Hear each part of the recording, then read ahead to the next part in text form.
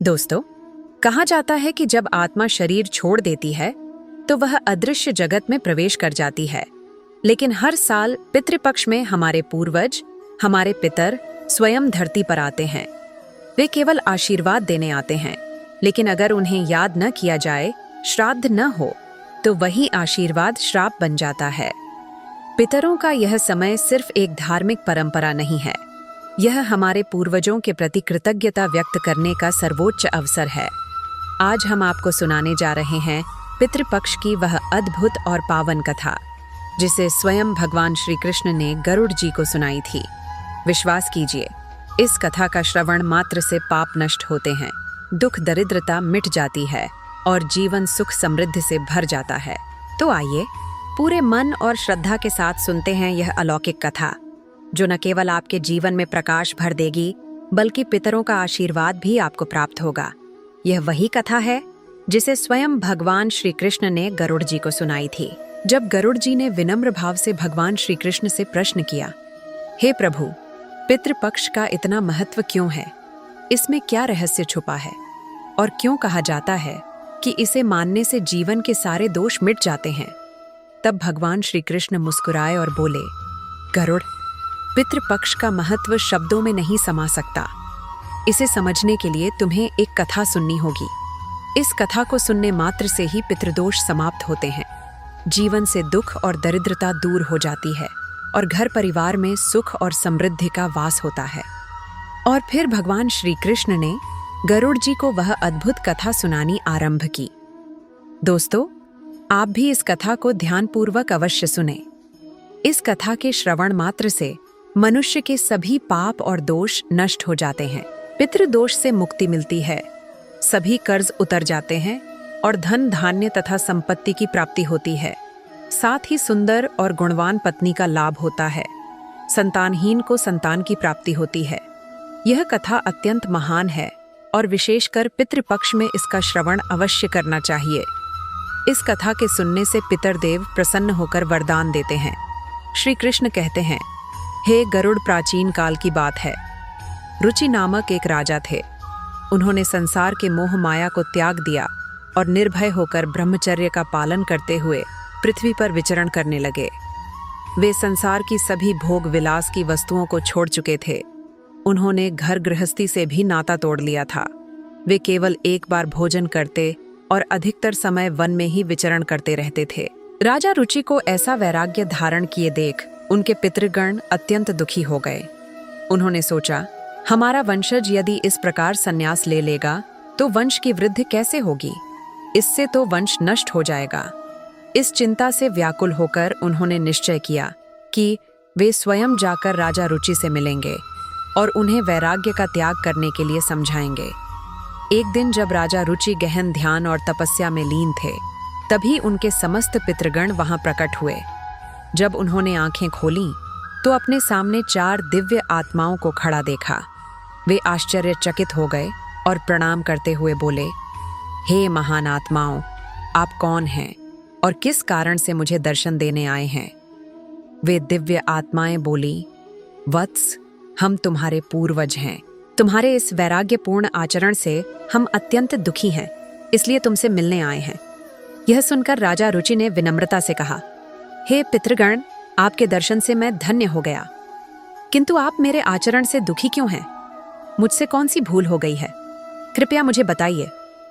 पितरों ने कहा, वत्स, तुमने विवाह क्यों नहीं किया?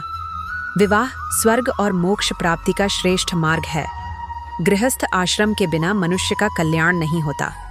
गृहस्थ में रहकर ही देवताओं, पितरों, ऋषियों और अतिथियों की सेवा की जा सकती है। विवाह और संतान के बिना मनुष्य देव ऋण और पितृ ऋण से मुक्त नहीं हो सकता। संतान उत्पन्न किए बिना स्वर्ग की प्राप्ति असंभव है। यदि तुमने विवाह नहीं किया तो मृत्यु के बाद तुम्हें नरक मिलेगा और अगले जन्म में भी दुख भोगने पड़ेंगे। राजा रुचि ने उत्तर दिया, हे पितरों, विवाह करना अत्यंत दुखदायी है। इससे पाप बढ़ता है और अंत में अधोगति मिलती है। इसी कारण मैंने विवाह का त्याग किया है। स्त्री के साथ संबंध करने से मुक्ति नहीं मिलती। जो व्यक्ति अविवाहित रहकर विद्या अर्जित करता है और ज्ञान से आत्मा को शुद्ध करता है, वही श्रेष्ठ है। इसीलिए मैंने ब्रह्मचर्य का मार्ग चुना है। यह सुनकर पितरों ने कहा, वत्स, तुम्हारी बात उचित है कि इंद्रियों को वश में रखकर आत्मा को ज्ञान से निर्मल करना चाहिए, किंतु यह कल्याण का पूर्ण मार्ग नहीं है। यज्ञ, तप और दान के द्वारा अमंगल दूर होते हैं।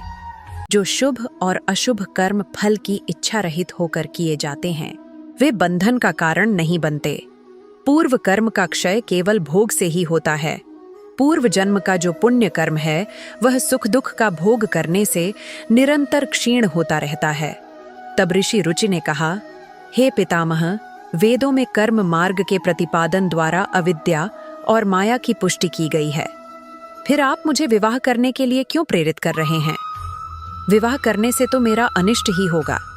पितरों ने उत्तर दिया, वत्स, यह सत्य है कि कर्म अविद्या है, किंतु विद्या प्राप्त करना भी एक प्रकार का कर्म है।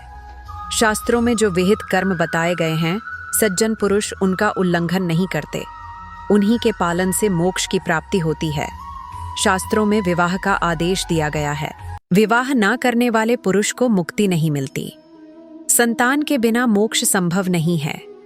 संतान के द्वारा किए गए श्राद्ध कर्म से ही पितरों की तृप्ति और पुरुष को मुक्ति मिलती है।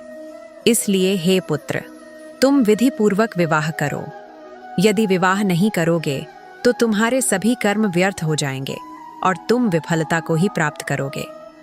हमारे वंश के नष्ट होने पर हम पितरों की आत्माएं भी अतृप्त रह जाएंगी। पितरों ने आगे कहा, वत्स, विवाह करके संतान उत्पन्न करने से ही तुम अपने पितरों को संतुष्ट कर सकोगे। श्री कृष्ण कहते हैं, हे गरुड़, पितरों के ऐसे वचन सुनकर ऋषि रुचि को बड़ी ग्लानि हुई और उन्होंने विवाह करने का निश्चय किया।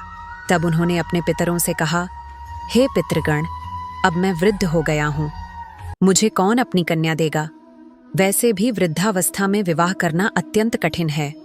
पितरों ने कहा, हे वत्स, यदि तुमने हमारे वचनों का पालन नहीं किया तो हम पितरों का पतन हो जाएगा और तुम्हारी भी अधोगति होगी। इतना कहकर वे अदृश्य हो गए। श्री कृष्ण कहते हैं, हे गरुड़, पितरों की बातें सुनकर ऋषि रुचि और अत्यधिक व्याकुल हो उठे। वे अपने पितरों की मुक्ति के लिए विवाह करने का विचार करते हुए कन्या की खोज में पृथ्वी पर विचरण करने लगे, किंतु उन्हें कहीं भी योग्य कन्या न मिली। बार बार पितरों के वचनों को याद करके वे चिंता में डूब जाते और सोचते, अब मैं क्या करूं? कहाँ जाऊं? मेरे पितरों की मुक्ति के लिए कौन स्त्री मुझसे विवाह करेगी? बहुत देर तक मनन करने के बाद ऋषि रुचि ने ब्रह्मा जी की तपस्या करने का निश्चय किया। उन्होंने 100 वर्षों तक वन में घोर तपस्या की। उनकी कठोर साधना से प्रसन्न होकर जगत पिता ब्रह्मा जी उनके समक्ष प्रकट हुए और बोले, हे रुचि, मैं तुम्हारी तपस्या से प्रसन्न हूँ। जो भी अभिलाषा हो बताओ, मैं अवश्य उसे पूर्ण करूँगा। ऋषि रुचि ने विनम्रतापूर्वक प्रणाम करते हुए कहा, हे परमपिता ब्रह्मा जी, मेरे पितरों ने मुझे संतान उत्पन्न करने का आदेश दिया है, किंतु मुझे विवाह योग्य कोई कन्या नहीं मिल रही। कृपया मुझे एक कन्या प्रदान करें ताकि विवाह करके मैं संतान प्राप्त कर सकूं। तब ब्रह्मा जी बोले, हे रुचि, तुम स्वयं संसार के प्रजापति बनोगे। तुम्हारे द्वारा प्रजा की सृष्टि होगी। तुम्हारे पितरों ने जो कहा है वह सत्य है। तुम्हें विवाह करना चाहिए। इस अभिलाषा को मन में रखते हुए पितरों की पूजा करो। वे प्रसन्न होकर तुम्हें उत्तम स्त्री प्रदान करेंगे और तुम्हारी इच्छा पूर्ण होगी। इतना कहकर ब्रह्मा जी अंतर्ध्यान हो गए। ब्रह्मा जी के वचन सुनकर ऋषि रुचि ने निश्चय किया कि वे पुनः अपने पितरों को प्रसन्न करेंगे। वे एक नदी के तट पर पहुंचे और एकांत में बैठकर अपने पितरों का तर्पण किया। तर्पण के बाद एकाग्रचित्त होकर वे भक्तिपूर्वक पितरों की स्तुति करने लगे। श्री कृष्ण कहते हैं, हे गरुड़, ऋषि रुचि ने जो स्तुति अपने पितरों के लिए की, उसे प्रत्येक मनुष्य को ध्यानपूर्वक सुनना चाहिए। यह स्तुति सब पापों और दोषों को नष्ट करने वाली है। जो इसे केवल एक बार भी सुन ले, उसके अनेक पाप नष्ट हो जाते हैं और उसे पितरों का आशीर्वाद प्राप्त होता है। इसीलिए हे गरुड़, तुम भी इसे ध्यान से सुनो, तभी इस कथा के श्रवण का फल तुम्हें मिलेगा। ऋषि रुचि स्तुति करने लगे, जो अधिदेवता के रूप में विद्यमान रहते हैं। और जो श्राद्ध के अवसर पर देवताओं से स्वधा द्वारा तृप्त किए जाते हैं। उन सभी पितृगणों को मैं प्रणाम करता हूँ। स्वर्ग में अवस्थित महर्षिगण भक्ति और मुक्ति की इच्छा से मानसिक श्राद्ध द्वारा जिन पितरों को तृप्त करते हैं, उन सभी पितरों को भी मैं प्रणाम करता हूँ। अग्निस्वाद, वर्षद, आज्ञ और सोमपति नामक जो पितृगण हैं, वे इस श्राद्ध से मेरे द्वारा संतुष्ट होकर तृप्त हो। अग्निस्वाद पितृगण मेरी पूर्व दिशा की रक्षा करें। वर्षद पितृगण सदा मेरी दक्षिण दिशा की रक्षा करें। आज्ञ पितृगण पश्चिम दिशा की रक्षा करें और सोमपति पितृगण उत्तर दिशा की रक्षा करें। ये सभी पितृगण हमें राक्षसों, भूत प्रेत, पिशाच और असुरों से उत्पन्न दोषों से सदैव रक्षा प्रदान करें। विश्व, विष, भूख, आराध्य, धर्म, धान्य, शुभानंद, भूतिकृत और भूति, यह 9 गण तथा कल्याण, कलद, राश्रय, कलता, हेतु और अनग, यह 6 गण और वर, वरेण्य, वृद्ध, तुष्टि, पुष्टि, विश्वपात और धाता, यह 7 गण तथा महात्मा, महित, महिमा, महावाण और महाबल नाम से प्रसिद्ध 5 पितृगण, ये सब मिलकर प्रसन्न होकर मुझे अपना आशीर्वाद दें और सभी पापों का नाश करें। इन सभी पितृगणों को मैं प्रणाम करता हूँ। ऋषि रुचि की इस स्तुति से समस्त पितृगण प्रसन्न हो गए। उसी समय एक दिव्य तेज उत्पन्न हुआ, जिसने आकाश मंडल में चारों ओर प्रकाश फैला दिया और संपूर्ण विश्व को अपने तेज से आच्छादित कर लिया।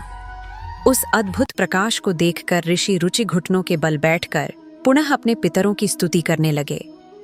उनकी स्तुति सुनकर पितृगण अत्यंत प्रसन्न होकर उनके सम्मुख प्रकट हुए और ऋषि रुचि ने पुष्प, गंध और विविध नैवेद्य अर्पित किया।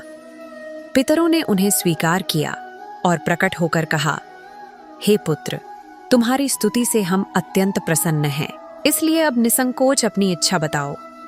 नतमस्तक होकर ऋषि रुचि ने कहा, हे पितृदेव, परमपिता, ब्रह्मा जी ने मुझे सृष्टि की रक्षा के लिए प्रजापति बनाया है, इसलिए मैं गुणवान, चरित्रवान और योग्य पत्नी की कामना करता हूँ, जिससे संतान उत्पन्न करके मैं अपना और अपने पितरों का हर ऋण चुका सकूं।